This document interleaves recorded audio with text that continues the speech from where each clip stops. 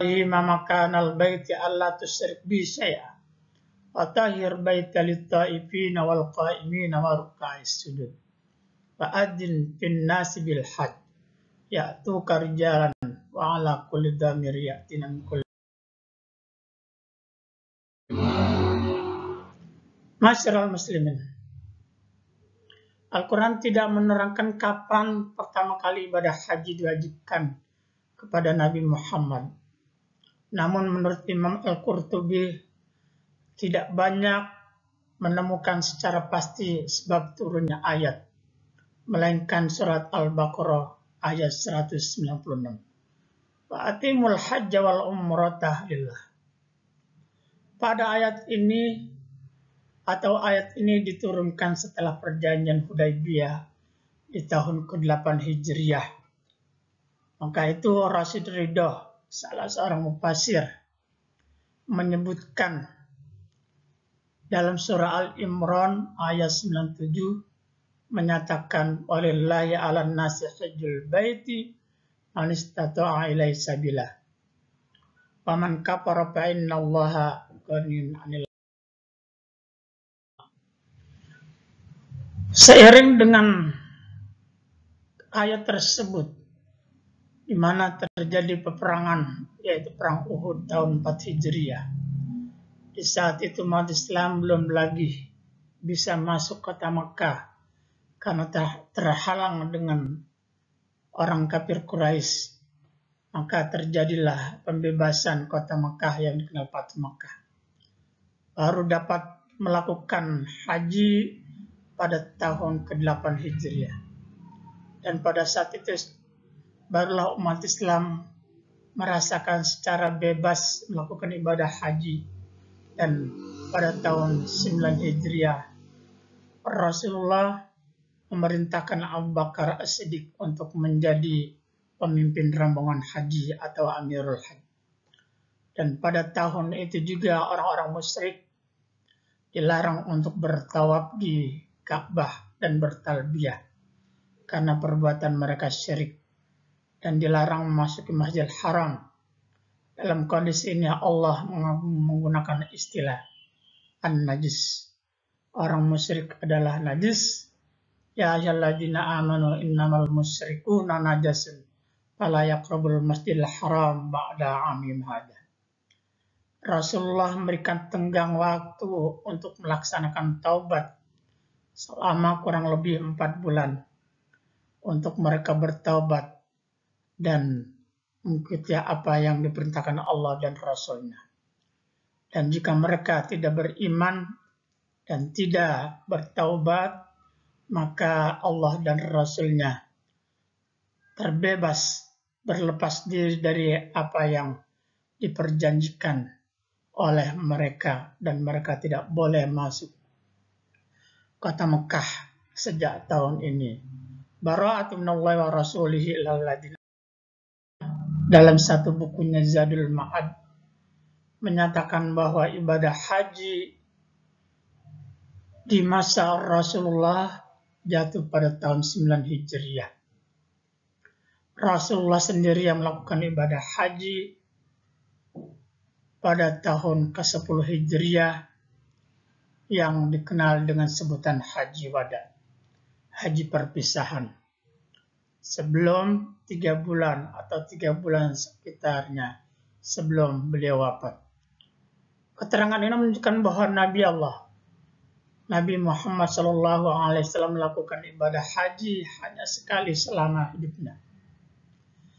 Pendapat ini diperkuat oleh riwayat Ibn Abbas ketika Rasulullah berkhutbah dalam satu haji wada'nya.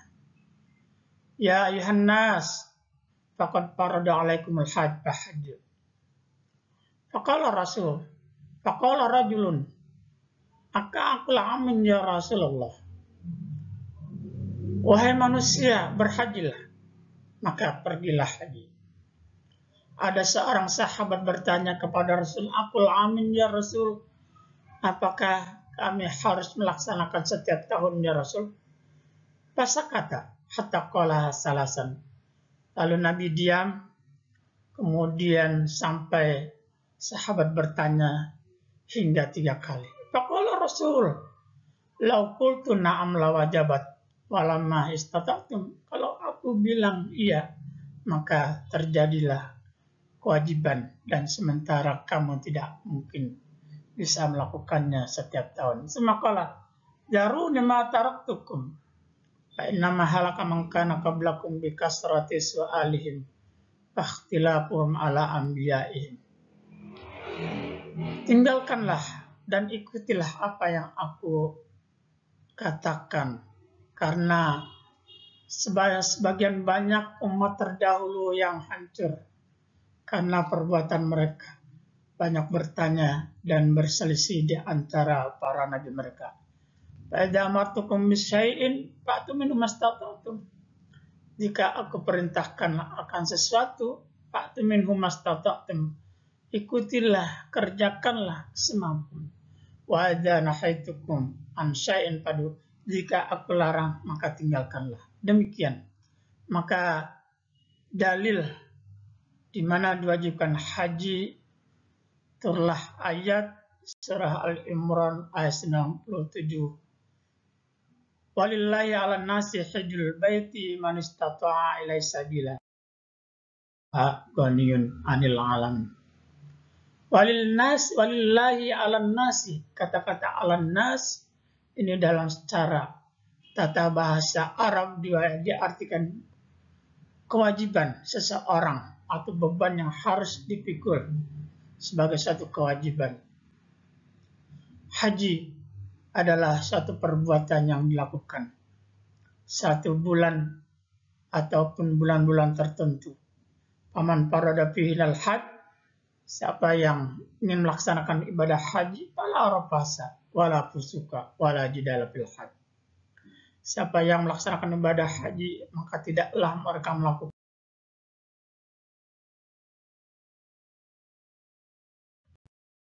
umratanillah. Ada istilah yang lain yang dikenal dengan asyhurun ma'dudat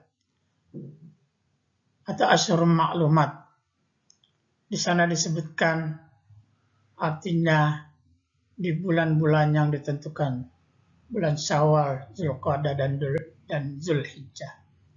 Itulah di antara miqatuz zamani atau batasan waktu berihram, ataupun miqatun makani ataupun batasan tempat dimulainya.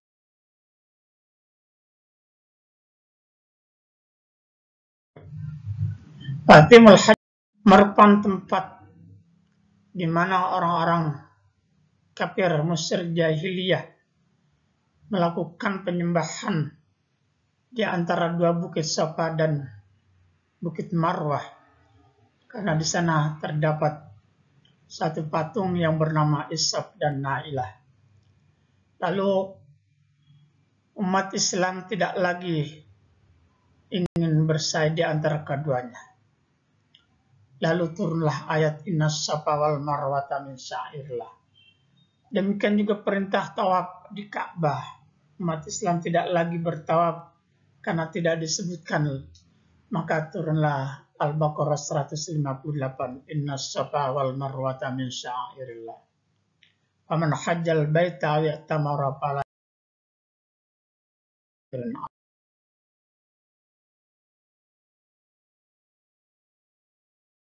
Ma'asyimakumullah. Demikian yang dimasukkan ibadah haji adalah al-hajj al-kubra, bahwa semua haji adalah haji akbar, yang kecil adalah al-hajj al-asghar, yaitu ibadah umrah. Bima fihi minal ayati wa zikril hakim.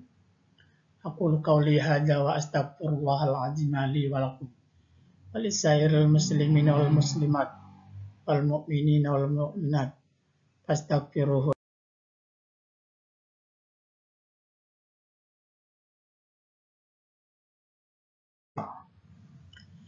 Asyhadu an la ilaha illallah wahdahu la syarika lah wa asyhadu anna Muhammadan abduhu wa rasuluh.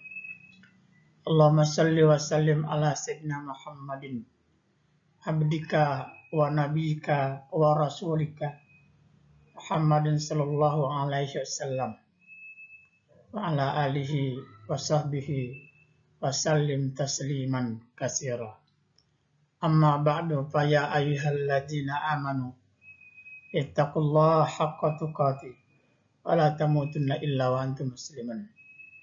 Wa qala aidan la yanalallaha luhumuha wa la dima'uha walakin yanaluhu taqwa.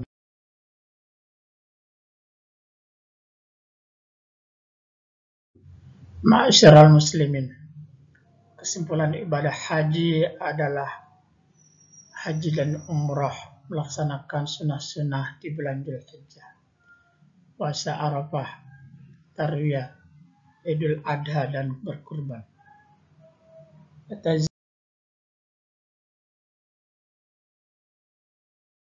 Ya ulil albab. Sadaqallah. 4 urutan pelaksanaan ibadah-ibadah haji serta sunnah-sunnah yang dilakukan di bulan Dzulhijjah. Yang kelima adalah udhiyah, berkurban. Salah satu ajaran syariat kurban yang dicontohkan Nabi Allah Ibrahim bersama putranya, yang mungkin menjadi pelajaran bagi kita umat Islam. Ketulusan, kecintaan karena Allah yang digantikan sembelihan dengan binatang ternak ataupun hewan menjadi proses sejarah yang dibumikan di muka Al-Quranul Karim sebagai penyembelihan yang menjadi contoh keberkahan, menjadi suri tauladan untuk menjadi orang-orang yang ketaatannya dan pengorbanannya karena Allah Subhanahu wa ta'ala.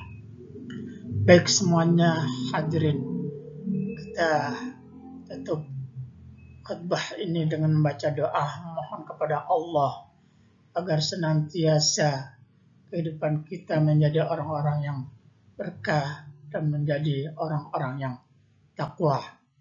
Allahumma qul lil muslimina wal muslimat wal mu'minina wal mu'minat al ahya'i minhum wal amwat innaka samiun qaribun mujibud da'wat ya qadil hajat bi rahmatika ya arhamar rahim. Allahumma rabbana la tuzigh qulubana ba'da idh hadaitana wa hab lana min ladunka rahmah innaka antal wahhab. Rabbana la taj'alna fi qulubina ghillan lil ladzina amanu Rabbana innaka ra'ufur rahim. Rabbana hab lana min azwajina wa dzurriyyatina qurrata a'yun waj'alna lil muttaqina imama. Rabbana atina fid dunya hasanah wa fil akhirati hasanah wa qina adzabannar. Ibadallah, innallaha ya'muru bil 'adli wal ihsan wa ita'i dzil qurba wa yanha 'anil fahsya'i wal munkari wal baghi ya'izukum la'allakum tadhakkarun. Fazkurullahal 'azima yazkurkum washkuruhu 'ala ni'amihi yazidkum wa la dzikrullahi akbar. Wallahu ya'lamu ma tasna'un. Aqimussalah.